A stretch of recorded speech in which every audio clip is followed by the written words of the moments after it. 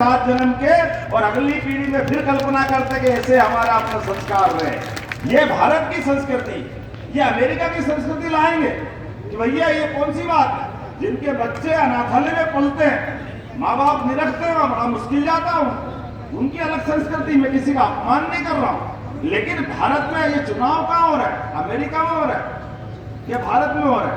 बताओ भैया कहाँ हो रहा है? अब भारत में चुनाव हो रहा है, अमेरिका में कानून लाने की बात कर रहे हैं और फिर कहते हैं पता नहीं क्या हो गया, बीजेपी कर रहे हैं लोग, कांग्रेस को वोट नहीं दे रहे। अरे तुम्हारे लक्षण ही ऐसे, कौन जाएगा तुम्हारे पीछे, कौन वोट देगा? कोई दे सकता है क्या इस भाव से? और उससे आगे की बात, और कितना हल्का सोच रहे हैं। ये कह रहे हैं दलित, पिछड़े, ओबीसी, ये जो वर्ग है, इस वर्ग को मिलने वाला आरक्षण ये काट करके मुस्लिम समाज को दे देंगे।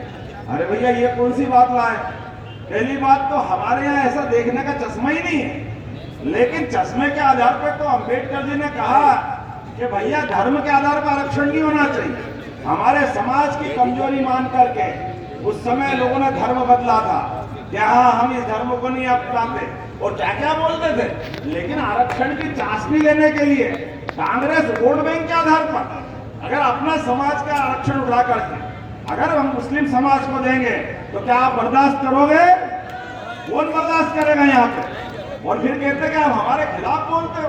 अरे तुम्हारे खिलाफ नहीं बोलेंगे तो किसके खिलाफ बोलेंगे? तुमने जो करा है, कर्नाटक में आपने किया है, आंध्र प्रदेश में आपने किया है, ये छिपा के नहीं बोल रहे, आपकी सरकारों ने किया है। जब बताते हैं सही बात, आप बताओ, कांच के सामने खड़ा हो जाए कोई व्यक्ति और ऊपर का बटन नीचे लगा ले तो हम क्या करें? बटन तेरा तू सीधा कर भाई, कांच थोड़ी सीधा करेगा।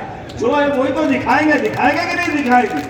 अब इनको कांच दिखाते तो कांच क्यों दिखा रहा हूं? अरे भैया तुम कुछ भी चलाओगे तो चलने देंगे। चुनाव के मामले में भी ये नरेंद्र मोदी जी का कलेजा है, 56 इंच वाले का, जिसने कहा देश का प्रधानमंत्री मैं बनूंगा।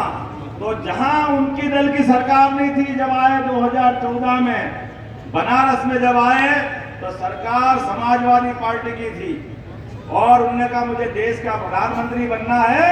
तो आप तो अपने वीरों की, महावीरों की, बहादुरों की धरती पे बोल रहा हूं।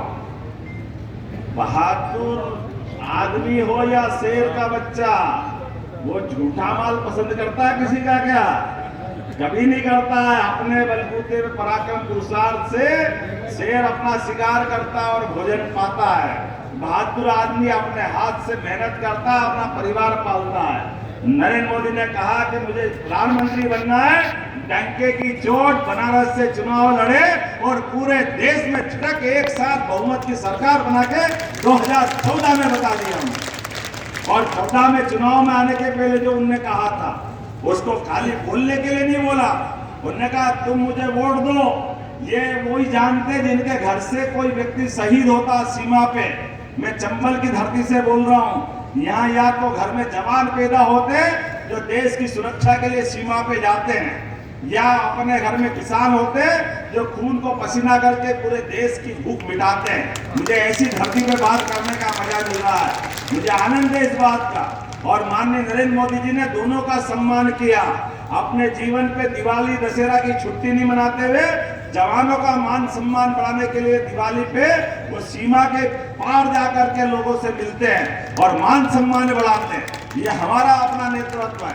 और इतना ही नहीं, 2014 के पहले सेना तो सदैव समर्थ थी, सेना ने कभी अपने हथियार नहीं डाले। लेकिन 47 से लेकर के 2013 तक कुछ समय माननीय अटल जी का छोड़ दो, अधिकांश समय इनकी सरकार रही।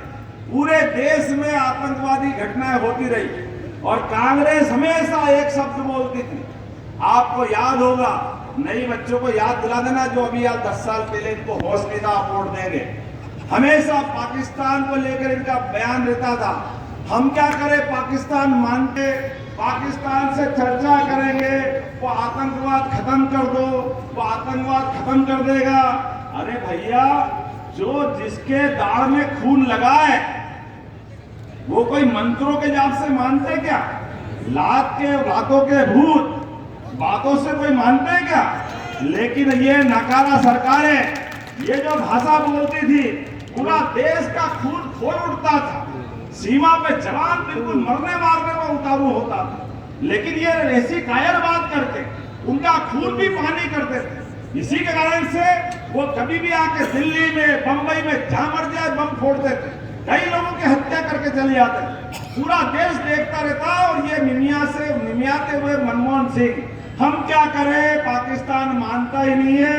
आप याद करो, आपने वोट दिया, नरेंद्र मोदी ने कहा था पूरे देश की सुरक्षा की गारंटी मैं लेता हूं, और हमारे सामने हुआ, आंखों के सामने पाकिस्तान ने भूल से गलती कर दी। बालाकोट में हमारे नागरिकों के साथ सैनिकों के ऊपर अटैक करके 40 लोग मारे गए।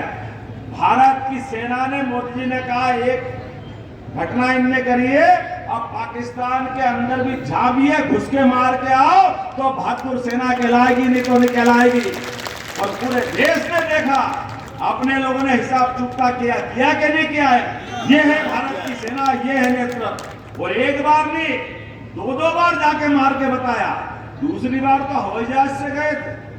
नहीं तो आप अंदाज लगा लो, किसी की देश की सीमा के अंदर जाए और हवाई जहाज लेके जाए, और कोई उनको लालीपाप या कोई पुचकार के मारने के लिए पकड़ के नहीं ला रहा है। वहां बम गिरा है, गोले गिरा है, और बम गोले गिरा के आते टाइम पे सहयोग से हमारा एक हवाई जहाज गिरा लिया।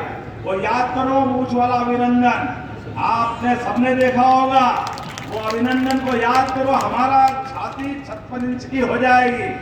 दिन भर पाकिस्तान वाले दिखाते रहिए आपका सैनिक हमारे हाथ में आ गया है।